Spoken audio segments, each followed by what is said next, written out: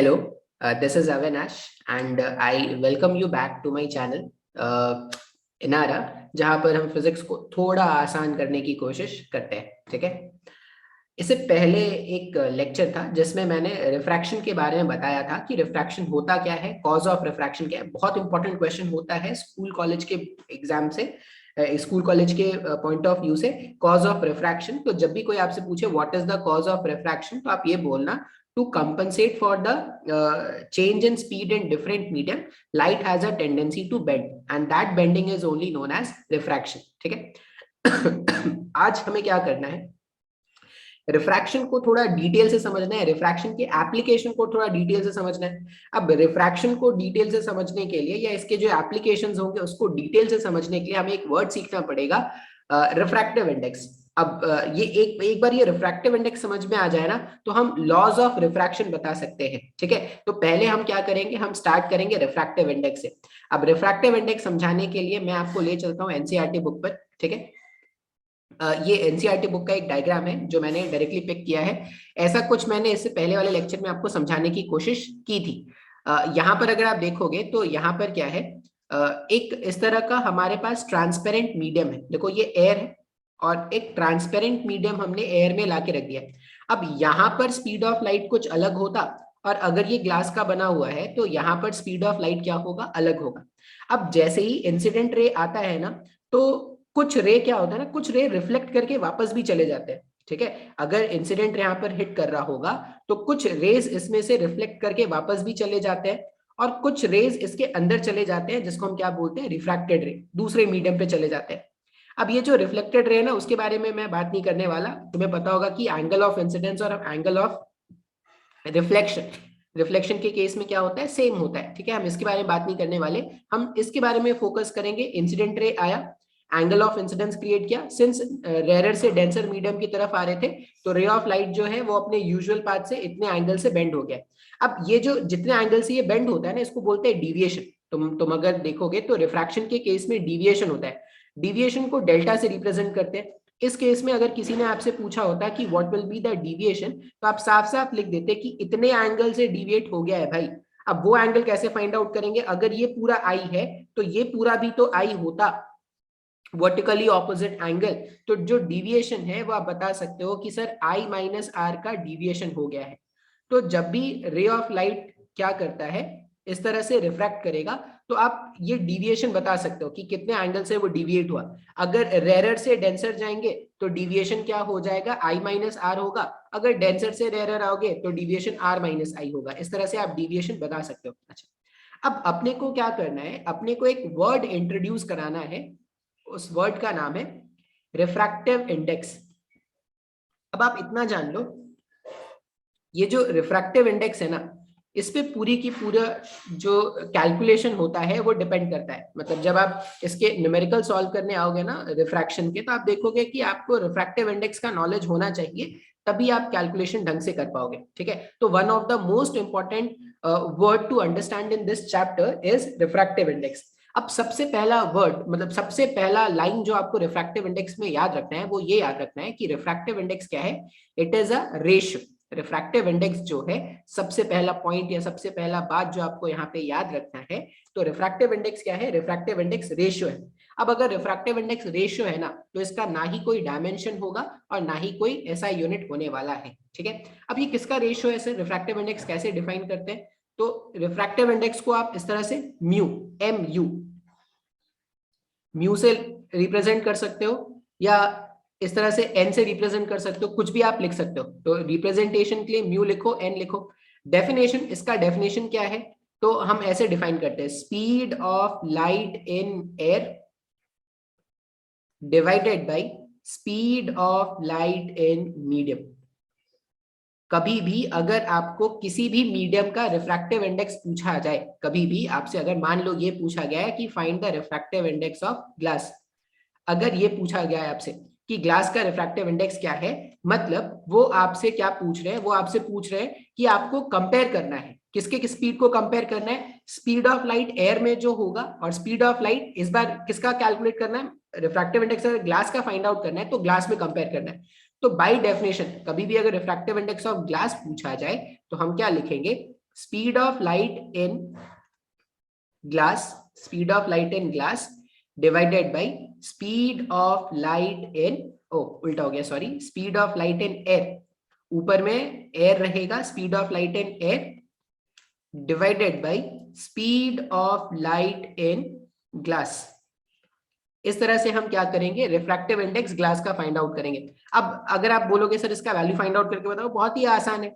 Speed of light in air कितना था, 3 into 10⁸ metre पर सेकेंड हमारा स्पीड ऑफ लाइट एयर में था। ग्लास में स्पीड ऑफ लाइट कितना है, तो 2 इंटू 10⁸ मीटर पर सेकेंड हो गया। अब इसको जब आप सिंप्लीफाई कर लोगे तो रिफ्रैक्टिव इंडेक्स ऑफ ग्लास जो आना है वो आ जाएगा 3/2 या 1.5 का। फिर से कोई यूनिट नहीं होगा, कोई डायमेंशन नहीं होगा, क्योंकि ये क्या है, ये हमारा एक रेशियो है। तो इस तरह से आप क्या कर सकते हो ना, किसी भी मीडियम का रिफ्रैक्टिव इंडेक्स फाइंड आउट कर सकते हो। क्या पता होना चाहिए, एयर में लाइट का स्पीड कितना है, और जिस मीडियम का आपको रिफ्रैक्टिव इंडेक्स कैलकुलेट करना है उस मीडियम में स्पीड ऑफ लाइट कितना है, ये दो बातें आपको पता होनी चाहिए। अब मान लो आपसे पूछा गया कि ये जो रिफ्रैक्टिव इंडेक्स, अच्छा ये रिफ्रैक्टिव इंडेक्स को हम क्या कर सकते हैं ना, अलग अलग मीडियम के रिस्पेक्ट में फाइंड आउट कर सकते हैं। इसका क्या मतलब है सर, इसका ये मतलब है, मान लो अगर मैं आपसे बोलूं कि मुझे रिफ्रैक्टिव इंडेक्स कैलकुलेट करना है ग्लास का, ऐसा रिफ्रैक्टिव इंडेक्स ऑफ ग्लास मुझे कैलकुलेट करना है। कभी कभी आप देखोगे आपको इस तरह से लिखा मिलेगा, रिफ्रैक्टिव इंडेक्स ऑफ ग्लास, और यहां पर ऐसे वाटर, ये थोड़ा ज्यादा हो गया, मैं ऐसा बता देता हूं, मान लो ऐसा लिखा मिल जाए कभी, ठीक है, क्या लिखा मिल गया, रिफ्रैक्टिव इंडेक्स ऑफ ग्लास और वाटर ऐसा है, या ऐसा लिखा मिल जाए, ग्लास इधर वाटर इधर, या ऐसा लिखा मिल जाए एन, ग्लास इधर वाटर इधर, कुछ भी अगर लिखा हुआ मिल गया ना, इसका क्या मतलब होता है, इसको हम पढ़ते कैसे, इसको हम ऐसा पढ़ते हैं, यहाँ पे ग्लास वाटर लिखा हुआ है, इसका मतलब होता है refractive index of glass, refractive index of glass, refractive index of glass with respect to water, ठीक है। अब ये पढ़ने का तरीका, इसका क्या मतलब है कि हमें ग्लास का रिफ्रैक्टिव इंडेक्स फाइंड आउट करना है, किसके रिस्पेक्ट में, वाटर के रिस्पेक्ट में। जो इसके बाजू में लिखा होता है ना, जो इसके सबसे क्लोज में लिखा होता है, उसका रिफ्रैक्टिव इंडेक्स आप फाइंड आउट करते हो, और जो दूर में लिखा हुआ है ऊपर नीचे ये जो नाचता हुआ दिख रहा है, जैसे डब्ल्यू देखो, कभी इधर चल रहा है, कभी इधर चल रहा है, कभी इधर चल रहा है, आप जो मन आएगा उस तरह का नोटेशन आप यूज कर सकते हो। तो इसके रिस्पेक्ट में हम क्या कर रहे हैं, फाइंड आउट कर रहे हैं। तो मैंने बोला कि we have to find refractive index of glass with respect to water. अब याद क्या रखेंगे, कभी भी अगर आपको ये कैलकुलेट करना है तो जिसके रिस्पेक्ट में आप फाइंड आउट करोगे ना, जैसे वाटर के रिस्पेक्ट में फाइंड आउट कर रहे हैं, तो उस मीडियम का स्पीड आप क्या कर देना, न्यूमरेटर में रख देना। तो speed of light in water divided by speed of light in glass. अब इसको सिंप्लीफाई कर लेंगे ना, तो speed of light in water कितना था, 2.25 इंटू 10⁸, और स्पीड ऑफ ग्लास कितना है, तो 2 इंटू 10⁸। अब इसको जब आप सिंप्लीफाई कर लोगे, जो भी आएगा ना वो आपका क्या हो जाएगा, रिफ्रैक्टिव इंडेक्स हो जाएगा। तो ये रिफ्रैक्टिव इंडेक्स ग्लास का हो गया विथ रिस्पेक्ट टू वाटर। तो कभी भी अगर, अब इसको जनरलाइज अगर करना है तो आप क्या बोलोगे, मान लो अगर ऐसा लिखा मिल गया, इसका मतलब है हम क्या कर रहे हैं, रिफ्रैक्टिव इंडेक्स कैलकुलेट कर रहे हैं, हम कैलकुलेट कर रहे हैं refractive index of medium 1 with respect to medium 2। ये आपको याद रखना पड़ेगा इन जनरल में, कि अगर कभी भी μ12 n12 n12 ऐसा कुछ लिखा मिल गया, इसका मतलब है कि they are asking for the refractive index of medium 1 with respect to medium 2, ठीक है। इसको कैसे लिखेंगे सर, इसका मैथमेटिकल फॉर्मूला अगर देखोगे तो आप ये लिखोगे, देखो 2 के रिस्पेक्ट में 1 का रिफ्रैक्टिव इंडेक्स फाइंड आउट करना है, तो जिसके रिस्पेक्ट में फाइंड आउट करना होता है उसके स्पीड को लगा देंगे न्यूमरेटर में, speed of light in medium 2 divided by speed of light इन, ये इन है, मीडियम 1।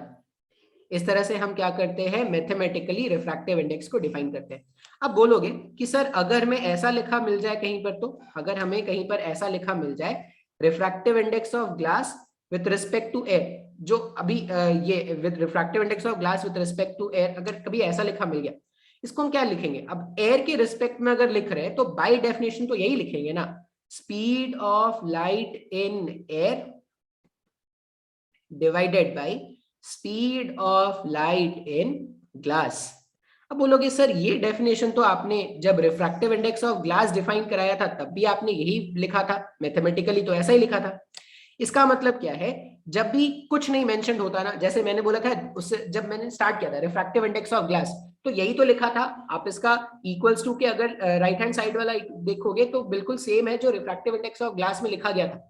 इसका मतलब जब कुछ भी नहीं मेंशन्ड है तो किस मीडियम के रिस्पेक्ट में फाइंड आउट कर रहे हैं, एयर मीडियम के रिस्पेक्ट में फाइंड आउट कर रहे हैं। तो जब भी आप किसी भी मीडियम का रिफ्रैक्टिव इंडेक्स एयर के रिस्पेक्ट में फाइंड आउट करते हो ना, इसको हम क्या बोलते हैं, एब्सोल्यूट रिफ्रैक्टिव इंडेक्स। अगर आप किसी भी मीडियम का रिफ्रैक्टिव इंडेक्स एयर के रिस्पेक्ट में फाइंड आउट करते हो तो हम उसको क्या बोलते हैं, एब्सोल्यूट रिफ्रैक्टिव इंडेक्स। इसका क्या मतलब है सर, अगर आपको ऐसा लिखा मिल जाए, अगर आपको ऐसा लिखा मिल जाए, अगर आपको ऐसा लिखा मिल जाए, या आपको सिर्फ ये लिखा हुआ मिल जाए, इन सब का मतलब है कि you are calculating refractive index of glass with respect to air. अब एयर के रिस्पेक्ट में फाइंड आउट कर रहे हैं तो speed of light in air को हम क्या करेंगे, न्यूमरेटर में रखेंगे, और स्पीड ऑफ लाइट जिस मीडियम का फाइंड आउट करना है उसको क्या कर दोगे, डिनोमिनेटर में रख दोगे। तो इस तरह से हम क्या करते हैं, किसी भी मीडियम का रिफ्रैक्टिव इंडेक्स कैलकुलेट करते हैं। अब किसी भी एक मीडियम का रिफ्रैक्टिव इंडेक्स आप किसी दूसरे मीडियम के रिस्पेक्ट में कैलकुलेट कर सकते हो, ठीक है। वैल्यू कुछ भी हो सकता है, 1 हो सकता है, 1 से ज्यादा हो सकता है, 1 से कम भी हो सकता है, वो डिपेंड करता है कौन से दो मीडियम का कैलकुलेट कर रहे हो, ठीक है। अब जब भी कैलकुलेट करना है तो सीधा सा एक फॉर्मूला क्या याद रखा हमने सर, अगर मुझे μ12 कैलकुलेट करना था तो 1 का कैलकुलेट करना है 2 के रिस्पेक्ट में, तो speed of light in medium 2 जिसके रिस्पेक्ट में कैलकुलेट करते हैं उसका स्पीड चला जाता है न्यूमरेटर में, speed of light in medium 1 ये चला जाएगा डिनोमिनेटर में। जिस मीडियम का कैलकुलेट करेंगे उसका स्पीड डिनोमिनेटर में रख दो, और जिसके रिस्पेक्ट में कैलकुलेट करोगे उसका स्पीड क्या कर दोगे, न्यूमरेटर में रख दोगे, ठीक है। अच्छा, अब एक और तरीका होता है जिससे हम क्या करते हैं, इस रिफ्रैक्टिव इंडेक्स को मेंशन करते हैं। तो वो कैसे मेंशन करेंगे, ये थोड़ा सा बड़ा हो जाएगा ये जो वीडियो है, लेकिन ये बहुत ही आसान वीडियो, तो एक वीडियो में कवर करना सही रहेगा। मान लो मुझे ये बोला गया है μ12, तो ठीक है सर, बाय डेफिनेशन क्या लिखेंगे, speed of light in medium 2, ठीक है। और मैं इसको ना डिवाइड करके ऐसा लिख रहा हूं, मैं इसको डिवाइड करके ऐसा लिख रहा हूं, speed of light in medium 1 लिख सकते हैं, बिल्कुल मैंने डिवीजन वाला टर्म था मैंने ऐसा लिख दिया। अब यहाँ पे क्या करते हैं ना, speed of light in air से मल्टीप्लाई कर दे रहे हैं और speed of light in air से डिवाइड कर दे रहे हैं। बोलोगे सर ऐसा क्यों कर रहे हो, तो मैथ्स में अलाउड है भाई, चलता है, अपनी मर्जी है, ठीक है, अपनी मर्जी से हम कुछ भी कर सकते हैं, मैथ्स में ऐसा कर सकते हैं। अब फिर से तुम्हारा क्वेश्चन होगा कि सर मेरी मर्जी कहाँ चलती है सर, मैथ्स वाले तो जो मन में आता है वो कर देते हैं। ऐसा नहीं है, ये एक सिंपल सा स्टैंडर्ड फॉर्म लाने के लिए हमने थोड़ा बहुत मैनिपुलेशन किया है, थोड़ा बहुत चीजें आपको याद रखनी पड़ेगी।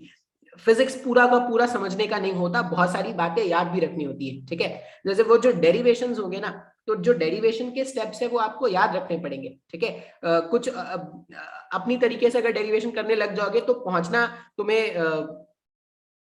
तुम्हें चंद्रमा में होगा, तुम प्लूटो में पहुंच जाओगे, तो वो थोड़ा ध्यान रखेंगे इस बात का। अब ऐसा लिखने से क्या होगा, तो सिर्फ इस वाले टर्म को देखो, इसको speed of light in air divided by speed of light in medium 1। Sir ये absolute refractive index of medium 1 है क्या, बिल्कुल है।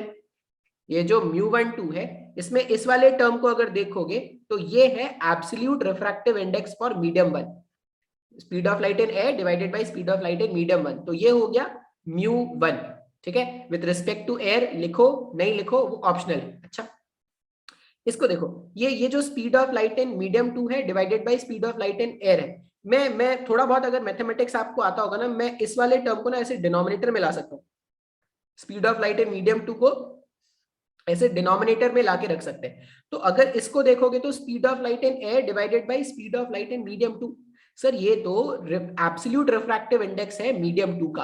अच्छा जी, इसका मतलब अगर कहीं पर ये लिखा मिल गया, कहीं पर ये लिखा मिल गया, तो इसको मैं दो तरह से डिफाइन कर सकता हूं सर। एक तो ये हो गया refractive index of glass with respect to water, तो ऊपर में क्या करेंगे, वाटर का स्पीड लिख देंगे, वाटर में स्पीड ऑफ लाइट लिखेंगे, नीचे में स्पीड ऑफ लाइट ग्लास में लिख देंगे, कंपेयर कर लेंगे, वैल्यू मिल जाएगा। एक और तरीके से इसको लिख सकते हैं सर, क्या लिख सकते हैं, absolute refractive index of glass divided by absolute refractive index of water. तो रिफ्रैक्टिव इंडेक्स को डिफाइन करने का दो तरीका होता है।